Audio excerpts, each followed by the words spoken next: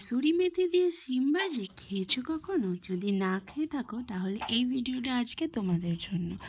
আজকে একটা নতুন শিমের রেসিপি তোমাদের সাথে শেয়ার করব। শিম তো আমরা অনেক রকমভাবেই খেয়েছি, কিন্তু এইভাবে শিম খেলে একটা আলাদাই খেতে লাগবে।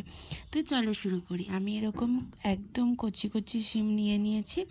এইভাবে দেখো শিম আর কাঁচা লঙ্কা আমি কেটে নিয়েছি। এবার আমি কড়াতে দিয়ে দেবো সর্ষের তেল। সর্ষের তেলে এই রেসিপিটা বেশি ভালো লাগে। এবার সর্ষের তেলে গোটা সাদা জিরে ফোড়ন দিয়ে দেবো, আর দিয়ে দেবো এই ধোয়া শিমগুলো। তার মধ্যে একটু নুন আর হলুদ দিয়ে ভালো করে ভাজা ভাজা করে নেব। তো শিমটা একটু যখন ভাজা ভাজা হয়ে যাবে, তারপরে আমরা নেক্সট স্টেপটা দেখাবো। তো এখন আমি শিমটা দেখো নাড়াচাড়া করে নিচ্ছি, তারপরে ঢাকনা দিয়ে দেবো। এবার এটাকে আস্তে আস্তে সিদ্ধ হতে দেবো।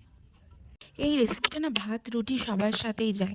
তো যে কোনো কিছুর সাথেই খেতে পারো, ভাত অথবা রুটি, দারুণ খেতে লাগে। তো তোমরা বাড়িতে একবার ট্রাই করে দেখো, আর আমাকে অবশ্যই কমেন্টে জানিও যে কেমন লাগলো। তোমরা যদি এরকম মজাদার রেসিপি রোজ রোজ দেখতে চাও, তাহলে আমার পেজটা ফলো করতে ভুলবে না।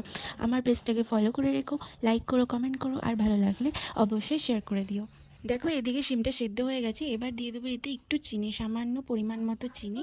আর তারপরে আবার একটু হাই ফ্লেমে নাড়াচাড়া করে নেব। আর নামানোর আগে এই কাসুরি মেথি দিয়ে হাই ফ্লেমেই আমি এটা নাড়াচাড়া করে নামিয়ে নেব। ব্যাস, আমাদের রেডি শিম ভাজি।